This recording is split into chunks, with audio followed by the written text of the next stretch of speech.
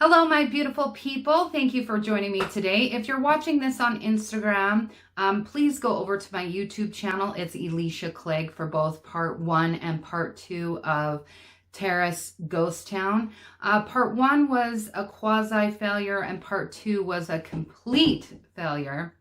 But I think it's important to share failures, especially in the online sphere, because it seems as though we only post the good. We don't post losing the money shot. And I think that we can all, it's kind of funny in a way. Now, if you're watching this on Instagram, don't worry if you don't go to YouTube, because I will post the videos on Friday and then Saturday. At the end of the first part, I will give more information about Terrace Ghost Town to put it in context. So thank you for joining me either way.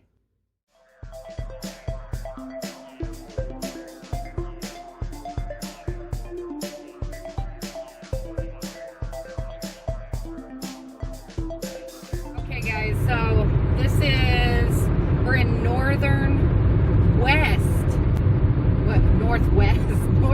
Utah. There's not a lot of towns out this way, so I can see why a ghost town would be here.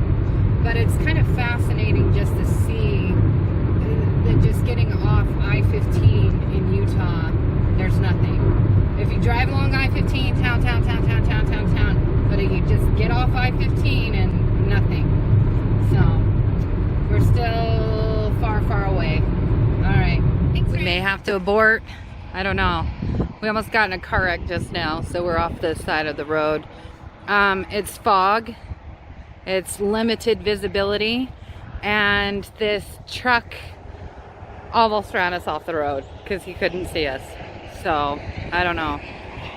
I'm gonna look at the weather and see how much farther this is, because it's just not safe for driving. So real quick, because I don't want anyone to worry, like, we decided to press on, and I'm kind of glad we did, because it was only like a half a mile, and we were outside of the storm.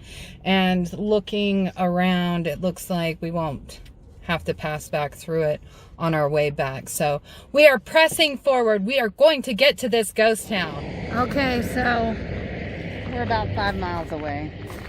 We're in the middle of nowhere. No cell service. It is a beautiful scenery, but this is what we're looking at.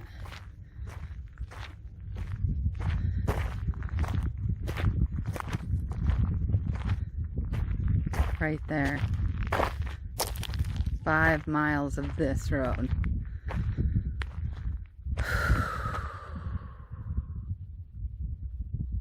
It's when you gotta stop and think. Because I know there's water out there. I'm wondering, you can't see what I see, but as long as it goes like shimmies that way, we should be fine. Ugh, see, this is why I need a Jeep. Huh.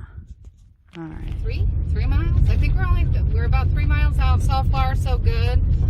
Obviously, if it started raining, we'd be screwed. So we're praying that there's no rain. The clouds don't look heavy. Just at the very beginning, you see a lot of the road. There's a lot of washout, but this part of the road seems to be a little bit better for some weird reason. So I think we might actually make it. But by the time anyone sees this on YouTube, you'll know, because if I fail, I will put, I failed. Mm-hmm. All right, thanks. Okay, so you have to realize that when you're going to ghost towns that have died this long ago, so this town died over 100 years ago, and it's in the middle of nowhere. Because other towns that are at least close to something big, you're going to have more remnants. Yeah, I'm not worried about it too, because I don't want to just show you this. This is really neat.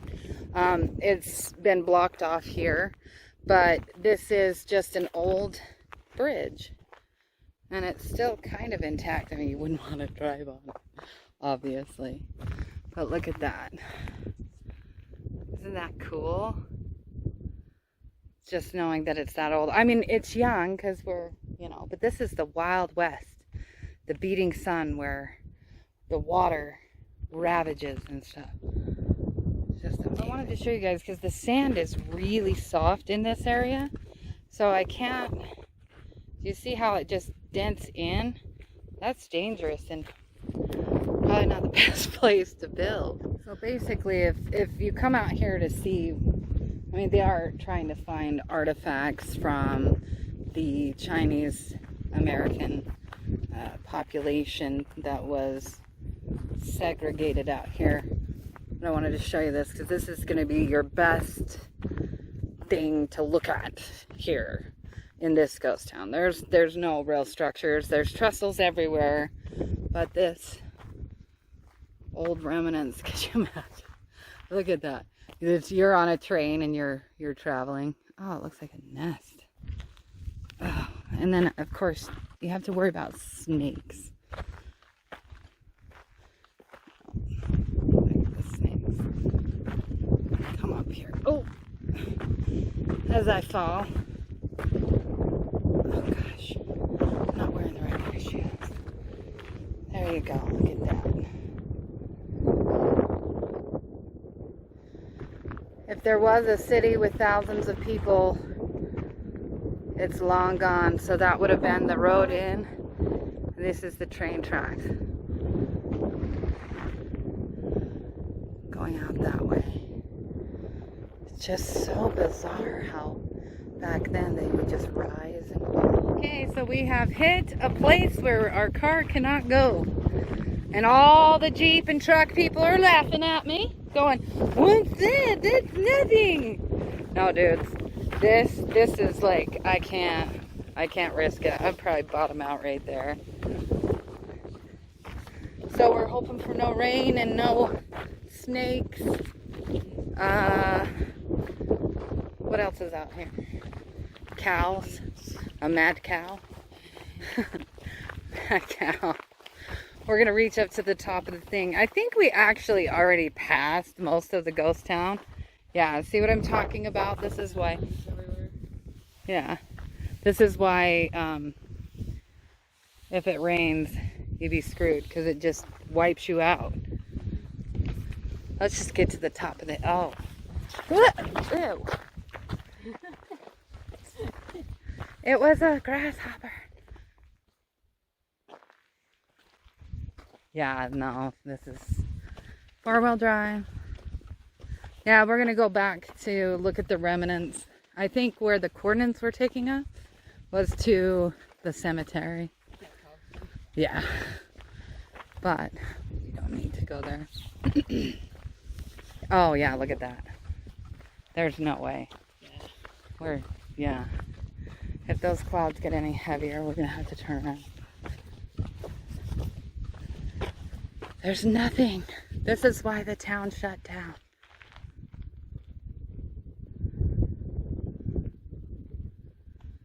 So quiet. It is very quiet. So it's creepy quiet. Jeepers creepers is gonna jump out, eat our eyeballs. Yeah, there's nothing out there. We're basically there, you guys. But there's nothing here anymore except for old trestles, and then there is a cemetery, and I believe that is the cemetery. Beautiful it is, though. So those are the clouds that I'm worried about.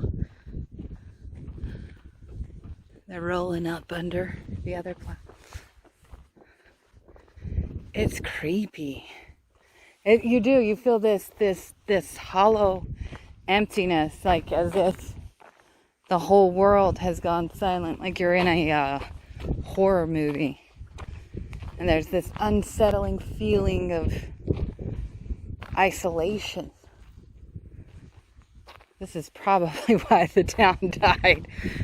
Oh, goodness. So what I want to do is I want to read to you this tiny little article on Terrace, because now I understand why I wasn't able to find the main area. It would seem that there was a fire that happened last year that took the last remaining remnants, but we still had that cool bridge shot, which I thought was really important. And it's kind of interesting to know that it was such an integral part of history, and it showed how from our travels, when we go to ghost towns, when me and Raven go to ghost towns, we notice something very specific about, it's like this ebb and flow of ghost towns. what you'll see is it, at least in the late 1800s, early 1900s, you would see it build, and it gets really big, really fast, and it seems to be thriving, and then it's gone. Just like that. Pretty quickly, not just like that. But usually it centers, sorry, can I talk today? It centers around where transportation and water. And those seem to be the two big things with any civilization. And I think a lot of times we take that for granted.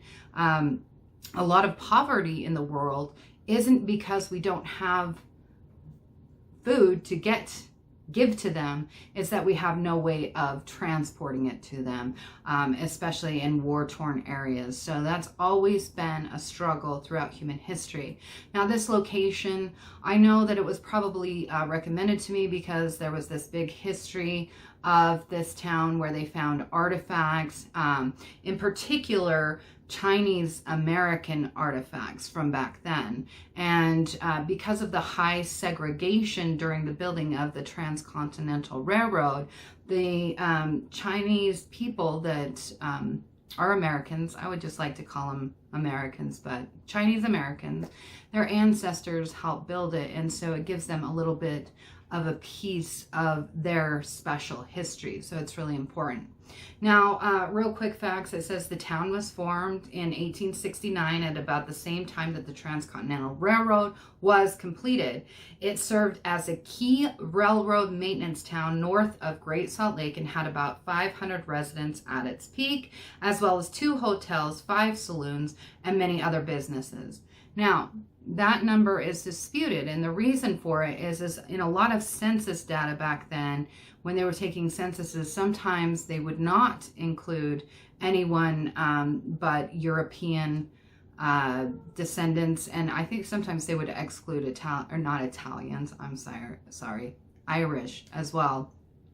But also in some places, they only included registered voters. So that's kind of unique too, that they wouldn't give that raw data. I mean, why not have like the full raw data and then, I don't know, I think it would make it better. You have the full raw data and say, okay, we only have 500 registered voters. That's fine. I think we're fine with that. It says here, since many of the railroad workers were Chinese immigrants, Merritt points out that Terrace was the 3rd most populated Chinese immigrant community in Utah by 1870, behind other railroad hubs as in Ogden and Corinne.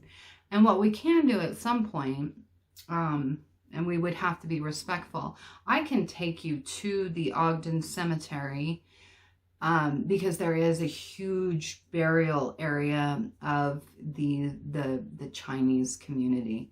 But yeah, in Utah, we do have a large Chinese community. We have a large Japanese community, and we have a large Korean community. So it's kind of a melting pot. And again, that is why Terrace was so important. It's sad that the remnants have been lost, but realistically, history is all around, and if you look close enough, you can find it. If you go down to Hurricane, Utah, there is a museum down there that does have actual Chinese artifacts that me and Raven went to, and I don't think I've ever posted it, so I'll get that together for you guys. But yeah, I'm really glad that this video was suggested. It, you know, again, I failed at getting that final, I wanted to make it to the cemetery. I was unable to make it there, but I really liked looking at the old railroad trellis and just knowing that not that long ago, people lived and worked there. So I hope you enjoyed this. If so, please like, share, subscribe. Thank you.